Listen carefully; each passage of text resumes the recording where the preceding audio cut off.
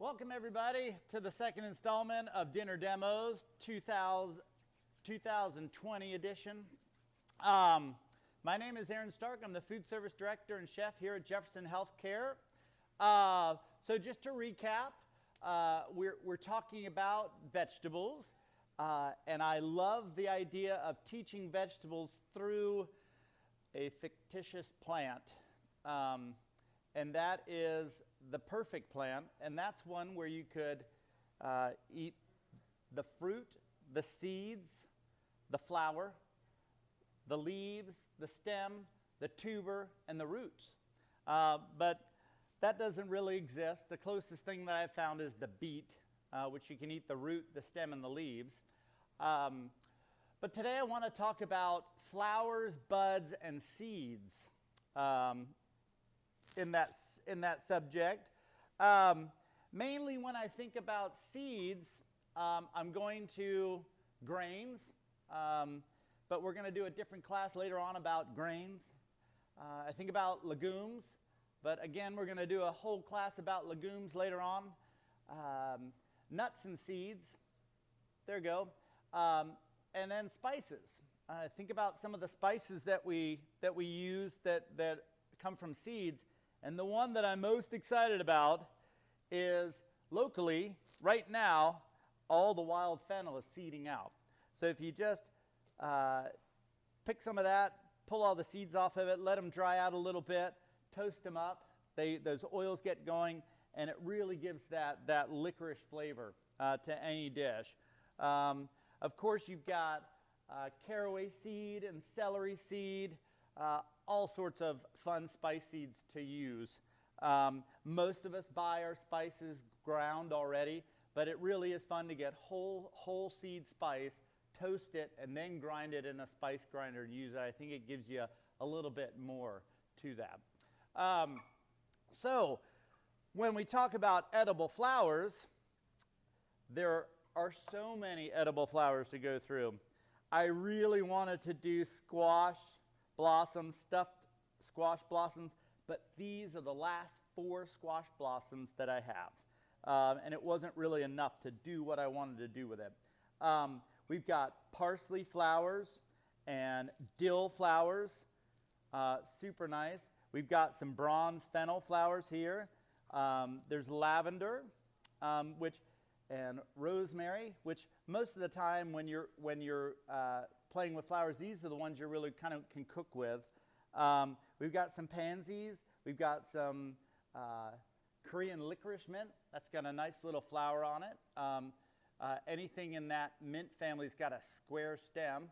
So all those flowers from the mint family are edible.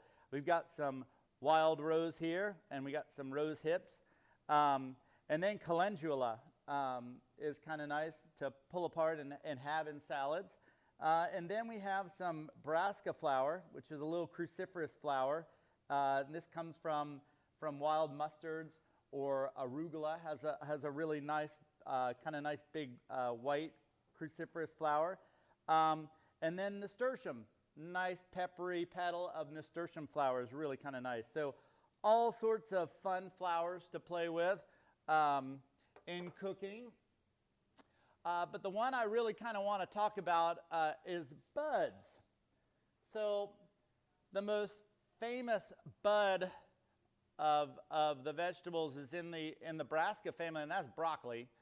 These will essentially bloom out into little cruciferous families or flowers in the same family as the mustard. It's a cross-shaped flower in the brassica family. And locally, if you're on the beach, you can find these little purple cruciferous flowers, and that's a wild brassica growing in the sand on the beach. So it's fun to see broccoli actually go to flower. But the other ones that I want to talk about, are some other famous friendly buds. And this one is cauliflower. If you've ever seen cauliflower go to flower, it kind of gets really leggy and comes up. But really tight buds here, and we're going to do something with this cauliflower tonight. Another thing we're going to do is artichoke. We're going to play with some artichoke tonight. Kind of a fun one, a lot of work to get to just a little bit, but I'm going to show you how. So let's start out with doing a cauliflower hummus, shall we? The first thing that I want to get together is my cauliflower, and I want to get about 20 ounces of cauliflower chopped up. As you can see, here's the cauliflower. I'm just going to cut a V out of this stem and remove the stem out, and this all should just break apart. This is a monster cauliflower that I cut in half. You can eat the leaves of cauliflower, kind of a nice one. So here I'm just going to, since I'm going to make a hummus out of this cauliflower, I just want to get even cuts through. I'm not worried about any particular size, just so they roast off evenly. So again, about 20 ounces, which should probably be about 2/3 of this cauliflower, half of a cauliflower. Boom.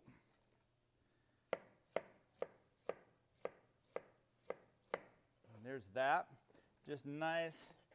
Get all those little chunks in there. There you go. That's about all I think I need. So once I'm bowled up with my cauliflower, I'm just going to add a little bit of, maybe about a tablespoon of organic olive oil. Maybe two tablespoons. There, that was perfect. I'm calibrated. And then I'm going to hit it with 3-fingered pinch, about 1 3-fingered pinch of kosher salt, and 1 3-fingered pinch, about half a 3-fingered pinch of black pepper, and then toss it around.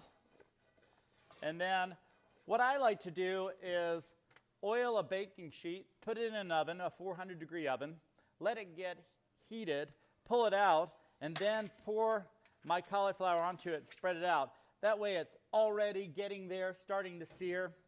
It's kind of a nice one. You're looking for that nice golden brown color. And if I just pop this into my magic box here, there's some perfectly roasted golden brown cauliflower.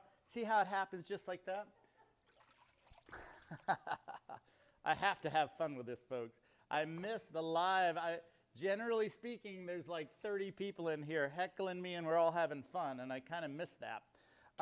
So once you have the cauliflower roasted, I'm going to put into this hummus some garlic, some roasted sunflower seeds. A seed going with a bud.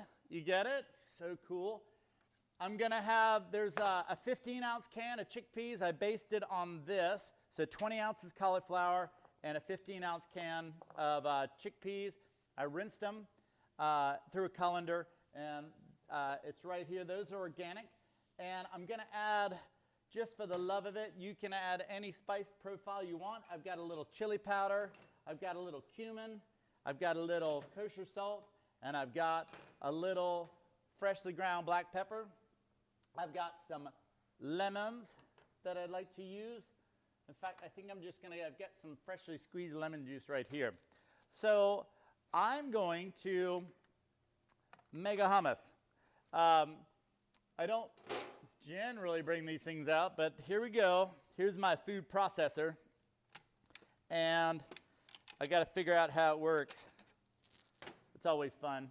I'm going to start out by adding a half a cup of toasted sunflower seeds. Ooh, did I say it? Seeds. There it was again. There's a half a cup. And then I'm going to put about 2 tablespoons of lemon juice in there. And then about, for right now, because I want to puree, then I want to hydrate these sunflower seeds and make kind of a puree, kind of like the tahini element of my hummus, but I'm using sunflower seeds instead. And I'm just going to get these going.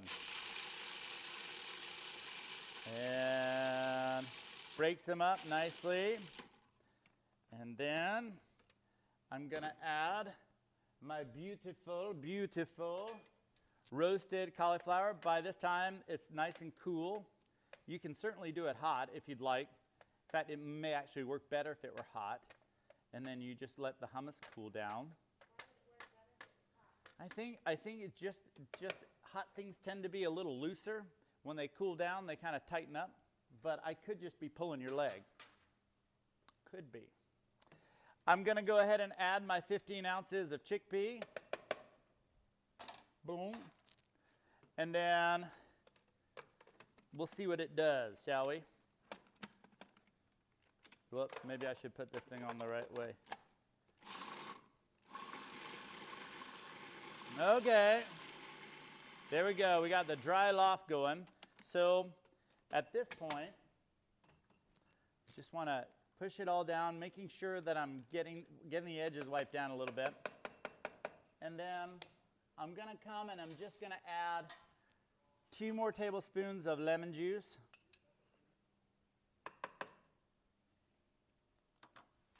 And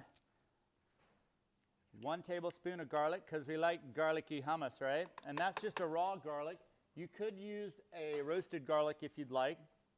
I'm going to add, well, I'm making this up as I go. It's sort of fun. I'm going to add a teaspoon of cumin.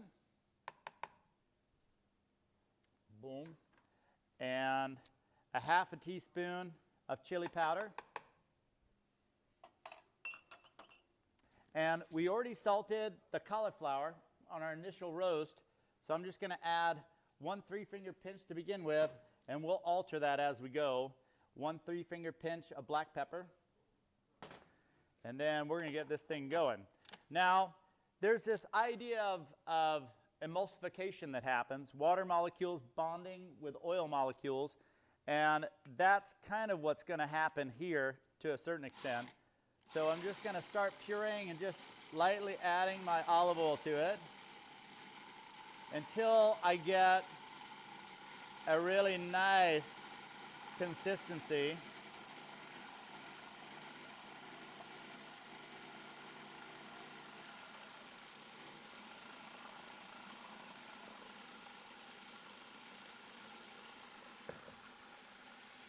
And I would say that was probably a good 1.5 cups.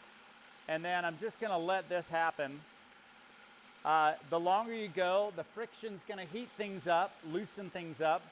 And you're the boss, so you decide what texture you want it to be.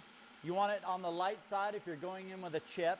If you want it to stand up alone on the plate, you do it a little thicker, add less things to it. But I think that is there, and I want to give it a try. Okay. We think of all the stuff. It's got roasted cauliflower that was roasted with salt and pepper, olive oil. We've got 15 ounces of chickpea in there. We've got garlic. We've got a 1/2 cup of sunflower seeds that have been roasted. We have a 1/2 teaspoon of chili pepper, 1 teaspoon of cumin, a little bit of salt and a little bit of pepper, 4 tablespoons of lemon juice, and about a 1.5 cups of olive oil so far.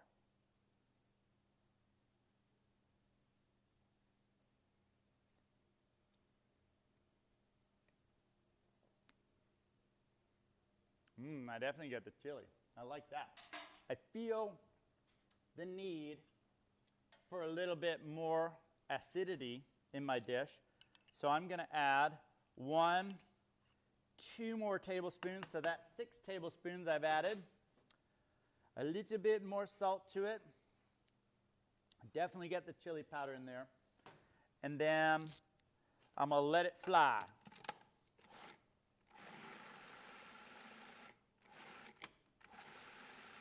Just a little bit longer, get a nice consistency going. If I want to lighten it up even more, I can just add a little bit more olive oil to it. Again, I'm not so much about the recipes, I'm more about the method of how to make something.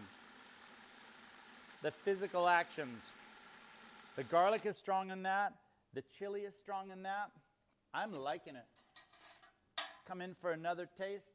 Now that I've got a little bit more lemon in it, it's going to give me a little bit more of that acidity. Oh yeah, I feel it. I get the toastiness from the sunflower seeds, the caramelization from that cauliflower. It feels really good. The cauliflower gave me some bulk up. The chickpeas gave me some bulk up. Oh, super nice. Now I know that it's not traditional hummus, but I'm adding to it. But in my state of mind, when you've got a little bit of extra roasted cauliflower around, why not do it? If you got roasted carrots or roasted beets, you can make all sorts of different hummus, and it's a super fun thing to do. So I'm just going to come here, give it a nice mix through, make sure the edges are clean. Boom. There's that. And I think I'm going to bring it over here. And I've got a nice little plate of, I have some sweet potato tortillas and some apple chips. And I think that I just want to just plate that up as a nice hummus. Again, you can use vegetables in the vein of like a crudité with this hummus. It's always nice.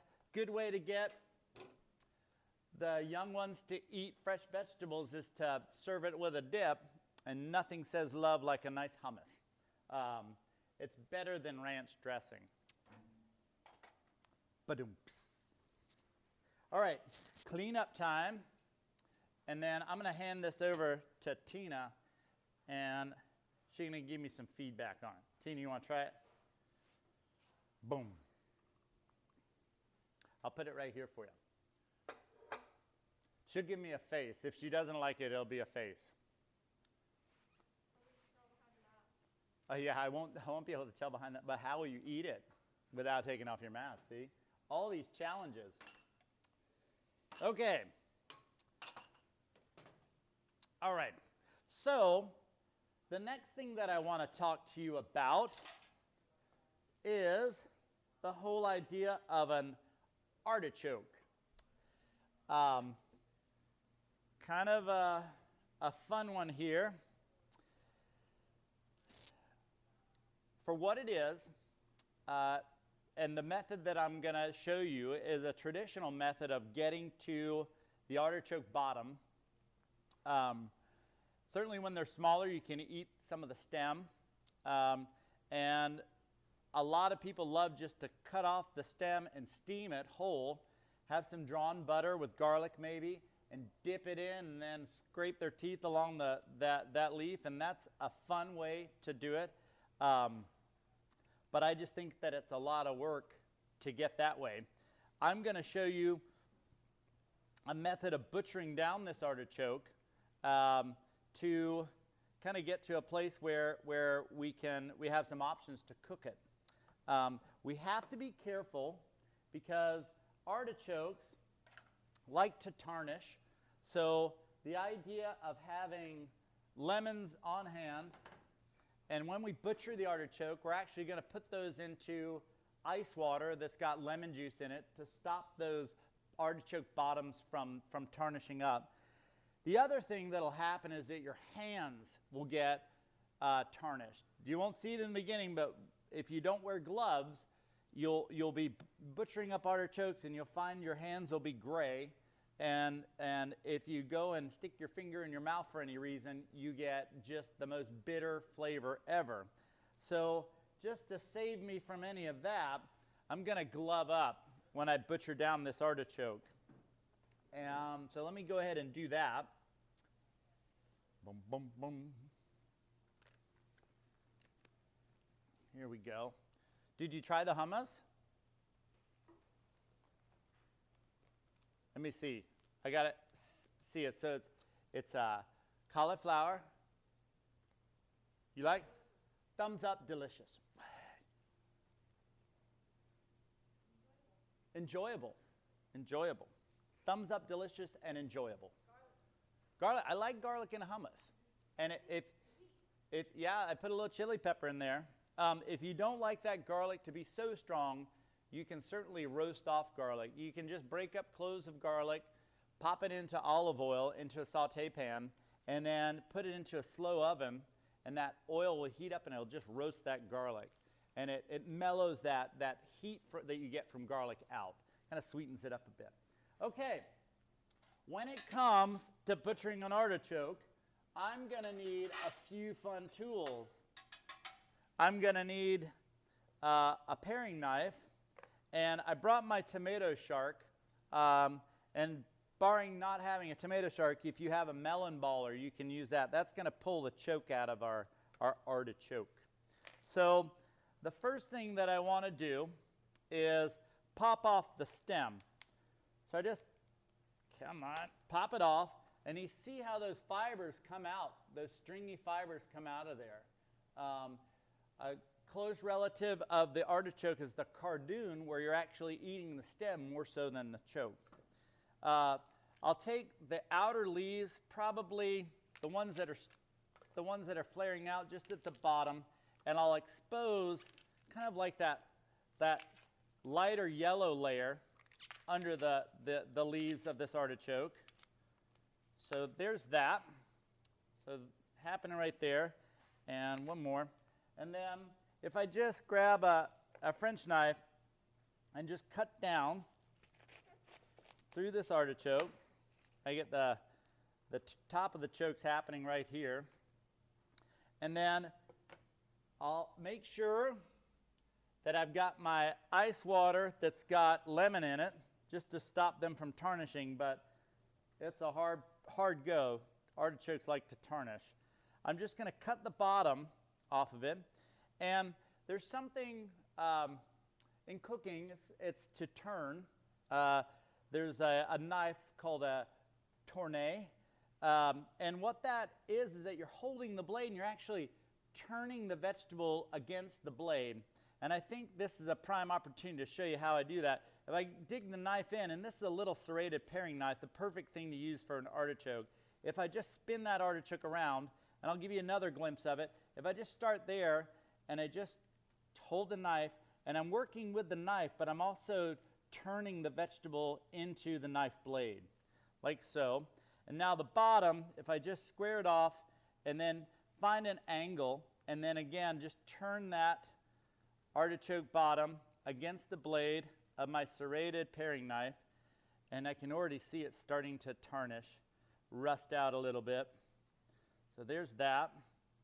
Any of the green is just going to be super bitter. And now, if I'm just going to dab it into my lemon juice water just to hold back on that. Now, as I pull the choke out, it's this hairy kind of filament feeling part of the choke, and I'll just use my tomato shark just to loosen it up a little bit, just to get in there, and then maybe follow it up with a spoon, a smaller spoon, and just dig the rest of that furry choke out of there, and then as quickly as I can get it into my acidic water, my lemon water. Okay, so there is that into my lemon water. All right, let me just clean up a tad here. Oh, it's a little tool. I couldn't find my melon baller, so I just used this. It's got a little, kind of like a melon baller with a bread knife blade on it. It's a tomato shark, because it's got teeth. Yeah, and it's used for pulling the belly buttons out of tomatoes, but I also like to use a paring knife to do that. But if I had my melon baller, I'd probably go for the melon baller in my artichokes. I'm going to compost out all my scraps of artichoke, like there.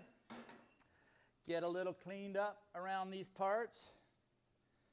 And then I'm going to think about my dish that I'd like to prepare. And it's just going to be simple. So here I have some washed Italian parsley. And what I'd like to do is just chop out some Italian parsley. So I've washed it. I kept the twist tie on it.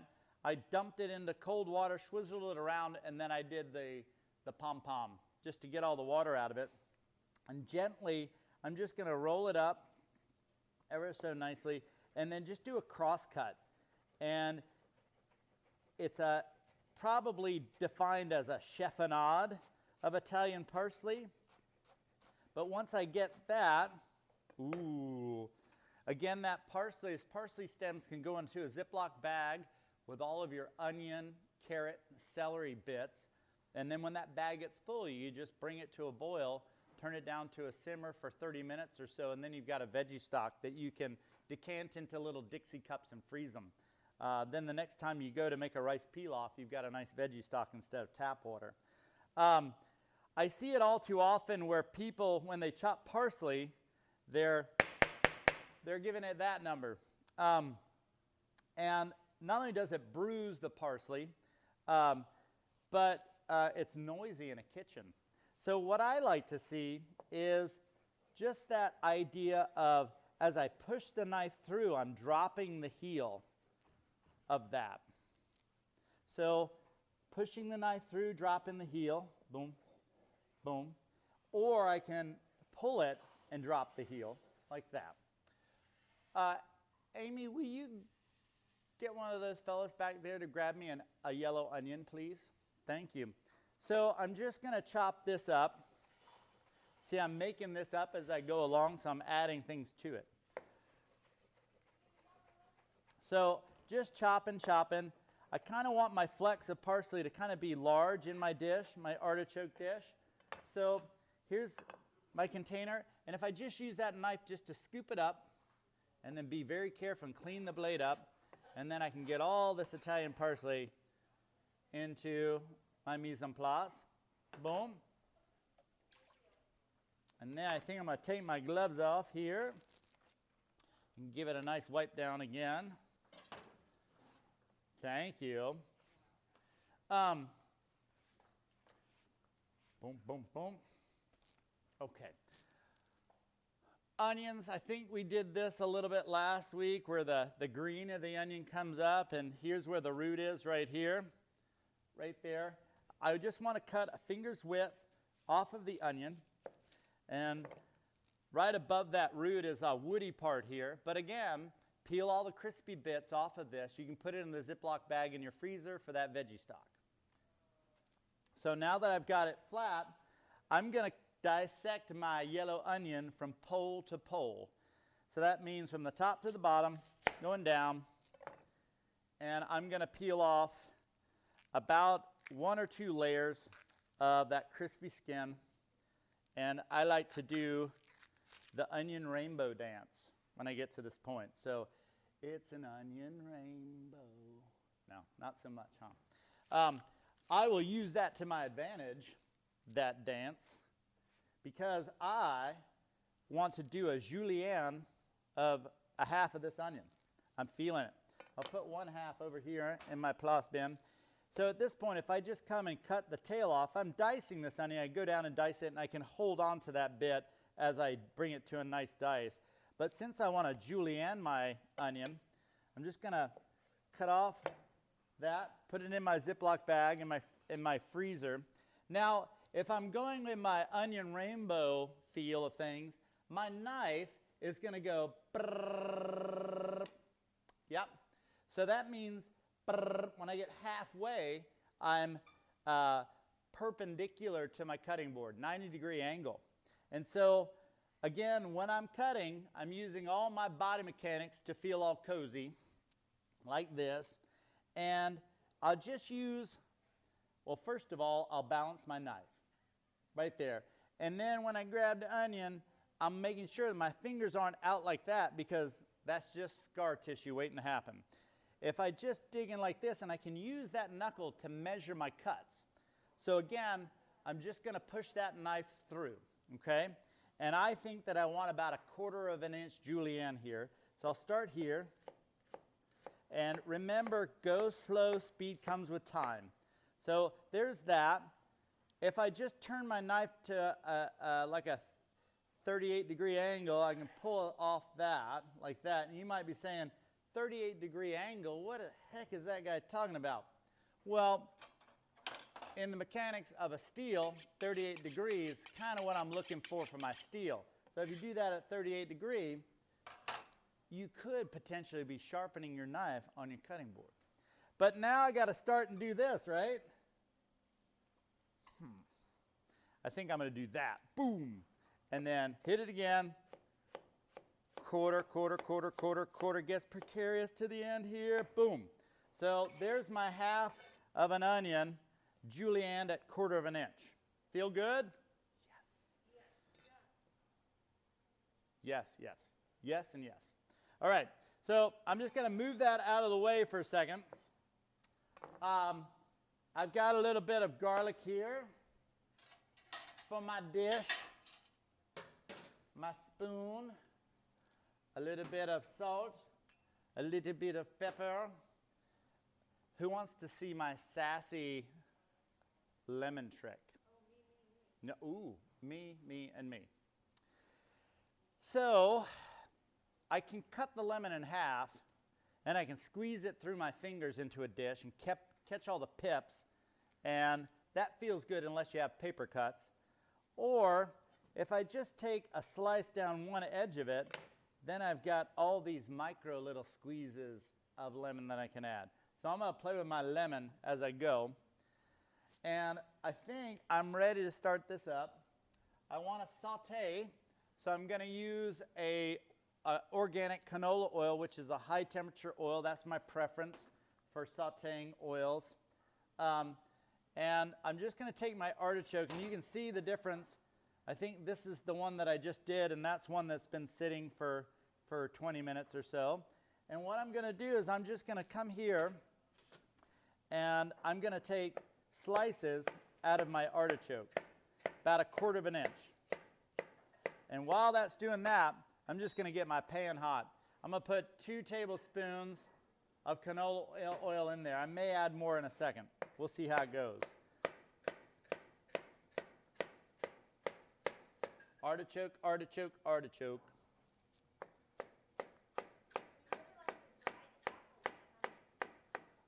I put out some dried apple chips with the roasted cauliflower hummus, and it's excellent.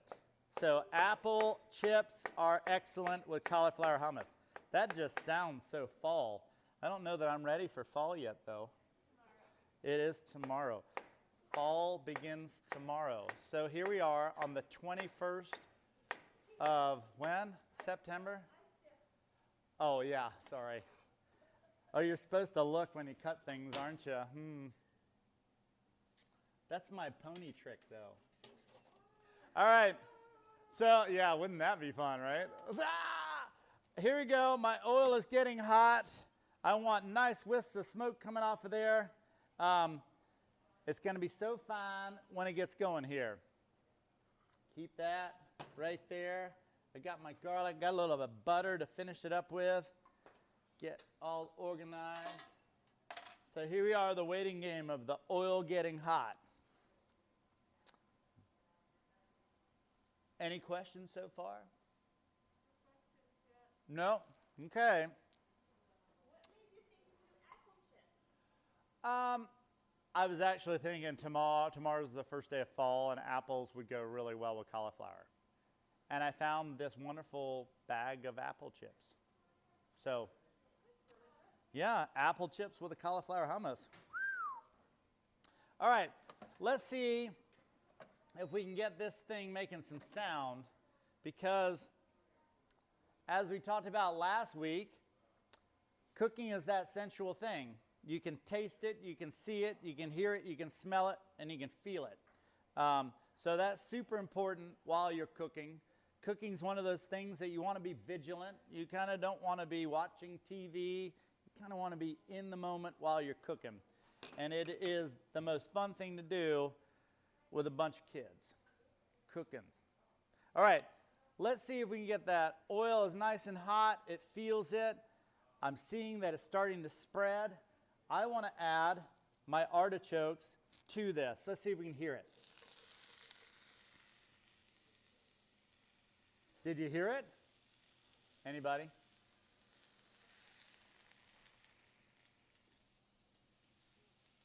What's it say?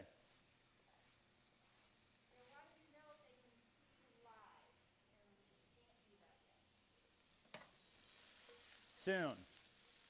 Like, hopefully sometime in 2021. Right? Yep. It's the way it goes, kids. So I'm going to start out with my artichokes. And this is a grand total of 5 artichokes that I whittled down to their bottoms. And I sliced up their bottoms into 1/4 of an inch. And really what I'm trying to achieve is that whole feel of when you steam an artichoke. My wife and my daughter are religious about, they steam off the artichokes and they have it with the butter and garlic and they sit there and eat. I'm just like, wow, that's taking such a long time to eat. Don't you just want to get to it? So this is my answer to that, just getting to the artichoke.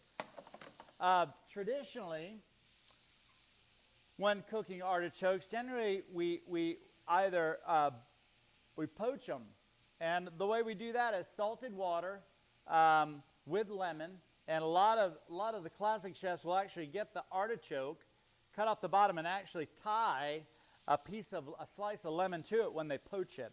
But that's old school, and I think we're on to something cool here. So I'll let my artichokes set in.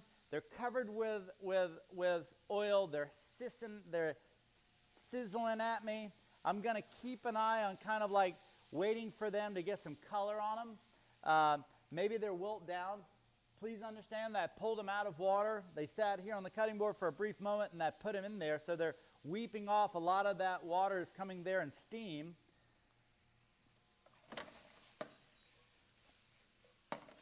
So there's that. I think I'm going to add my half an onion to it. Oh yeah. Just kind of break it up as you put it in.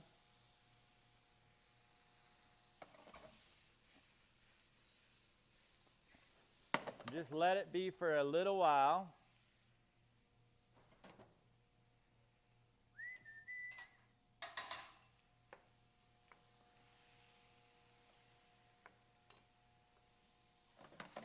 I like my induction burner, but it's not like cooking on gas.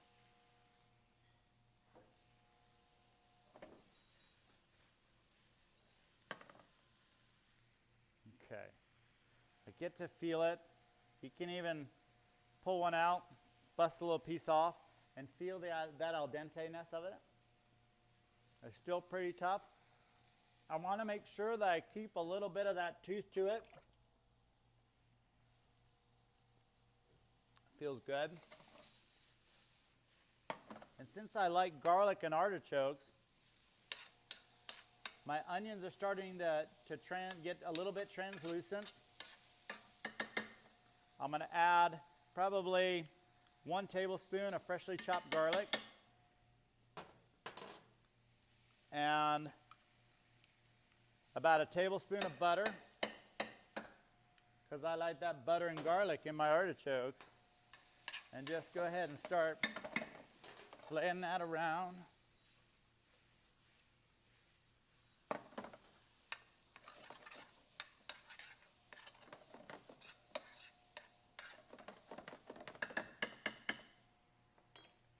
Okay.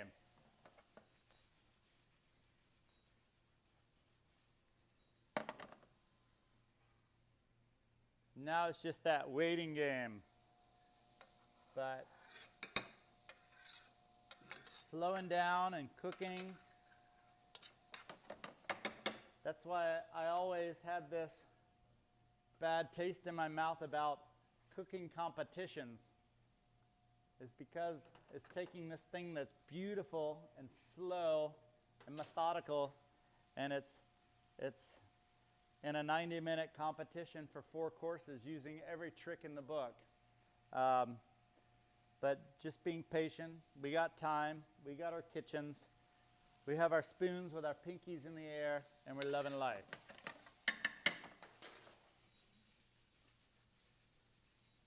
All right, so there's that. Again, chug-a-lug, 1/4 heavy cream. Big fat chef on this side.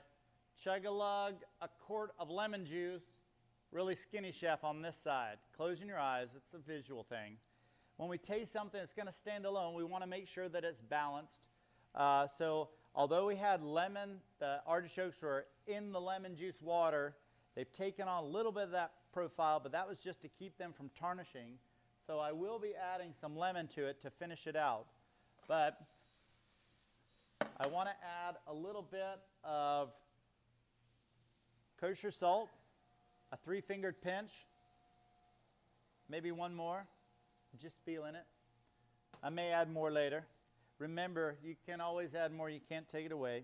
Another 3-fingered pinch of black, freshly ground black pepper.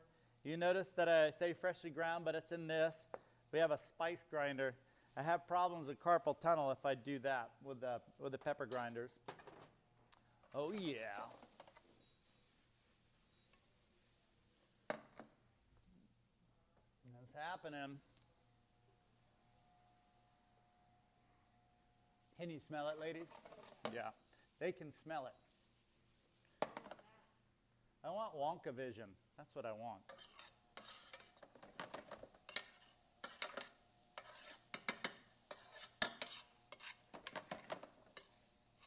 I think by now I'm just gonna grab one of my artichoke pieces and just try it. And, oh my goodness, it's got a nice tooth to it.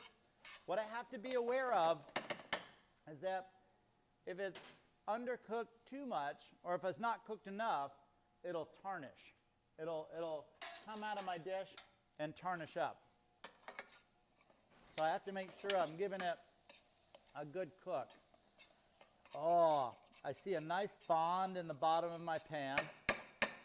And if I can just scrape that off, if I show you here, you see the dark in the bottom of my pan?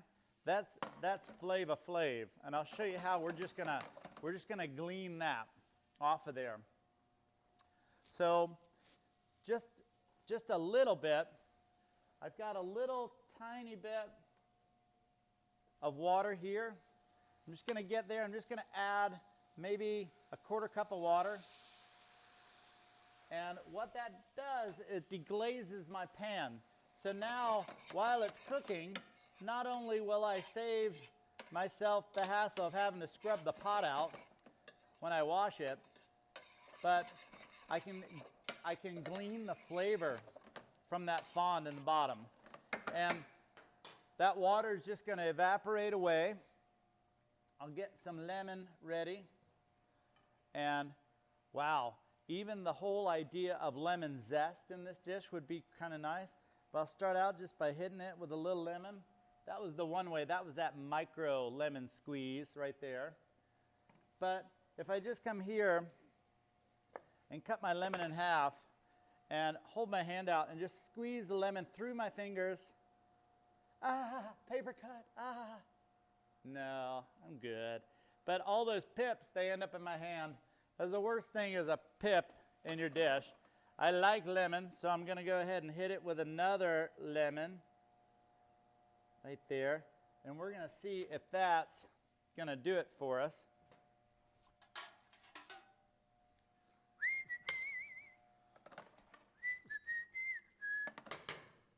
Give it a nice little stir. Pull some artichoke out. I like the acidity in it. That was enough lemon there. So there's still a little bit of moisture from where I deglazed with the water, and I added lemon juice to it. I think I want a tad bit more salt. And then, just because artichokes like garlic and butter and lemon, I'm just going to add a little bit more butter to it just to make it shiny. I could certainly use olive oil if I wanted to, but I like butter. And then make it so it's got a nice little sheen to it. And then I kind of like a lot of parsley, so I'm going to add, let's see how much it's going to take. I'm going to go ahead and add all that parsley to it. That was one small bunch of parsley that I did a nice rough chop on. And then I'm just going to stir it up. That heat is going to hit that parsley, and I'm starting to get it in the nose. Feels kind of nice. Oh, yeah. So, a fun way to cook artichokes, but it's a lot of work butchering down 5 artichokes. I'll tell you that much. It's like the fava bean, the work you have to put into getting a fava bean, and asking the question, is it really worth it? Flavor profiles for this, I mean, any sort of spice. Now that I've shown you the technique, you can add multitude of spice variations to it. Feel like to fall this up a bit might be fun with some apple or pear in it. Might be kind of fun. But I think that we are getting there. I think I want to do a little plate up. Boom, boom, boom. Just going to turn it off here. Now, when I plate this up to stand alone, bring my plate close by, pull it, and it's more of a build-up. So you take a small amount, and it's like a nice stacking, like that. Cool. And then if I just tilt my pan back just a tad, yeah, I hear ya, I can glean some of the juice from it, and I can just lay that around the plate ever so nicely. And flavored oils come in handy during this. If you want, you can hit it with a little bit of olive oil dribble just in the margin of your plate. It's kind of fun. I like floating oils and liquids. And as a garnish, I mean, I've got these toasted sunflower seeds here. Is that wrong? Is that so wrong? And then, let's see, do I garnish with a flower? Do I? What sort of flower is going to work well with it?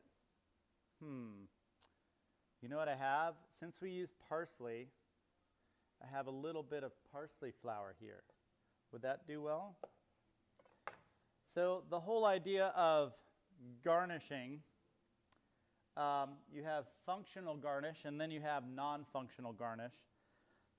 When you talk about functional garnish, that is your proverbial sprig of parsley that was originally put on the plate as a finish your dinner, and voila, you get fresh breath because you ate your parsley. In the 90s, we had people putting sprigs of rosemary or sprigs of thyme, and they're only really achieving one function, and that's the visual function. I kind of feel the same way about this parsley flower as someone going to haul off and eat this parsley flower.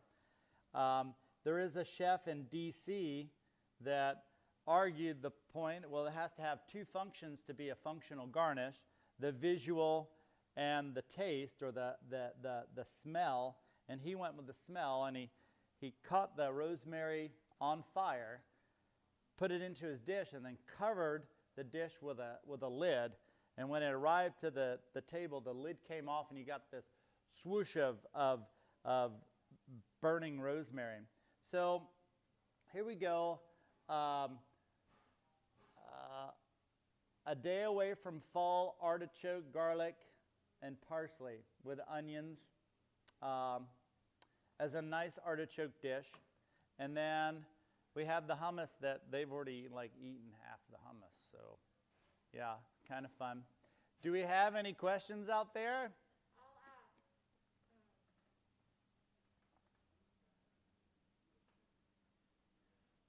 ask. Mostly, I want you guys back here. This kind of put me on the spot last weekend. I found myself, I watched the replay, I was making all these bloopers, and I don't really go that way, so I like to have people here that kind of heckle me and call me out. It's kind of fun that way. I missed doing the farmers market this summer and spring. That kind of was, I love doing that. You'll heckle me? Oh, of course you'll heckle me, right? To who? Florida. Shout out to Florida. Nice, Florida. So these are the last. I'm sure of it because I was walking the garden last night picking tomatoes like after dark and looking to see how many. Look, that one's kind of gone. Squash blossom. But this is more of like that flush of squash blossom that happens late spring, early summer. And the beauty, what I was dreaming about, was taking some Mystery Bay Chev and melding it with herbs and a little bit of spice and quinoa and making a stuffing that I would then stuff down into the blossom itself, kind of down in the blossom, and then pull the edges around so it'd be stuffed, and then have some quinoa that's been cooked, pasta method, and strained out through a fine mesh strainer, and then we dry it out, and we use it as like a breading. Instead of like a panko breadcrumb, you can use quinoa as a breading, and it's super crunchy, and it's super good for you. I did a demo for the International Quinoa Symposium earlier this summer, and that video I think is on YouTube. Have we a link to that to the site yet? Yeah, so there's that. It goes through how I like to cook quinoa. Ken, I was kind of nervous doing that one. But then if you take this stuffed squash blossom and you pop it in a little bit of flour, and then hit it with some egg wash, which is a cracked egg whisked together with a tiny bit of water and or milk, and then it makes kind of like a glue, and then you bread it or you quinoa it with that dried out.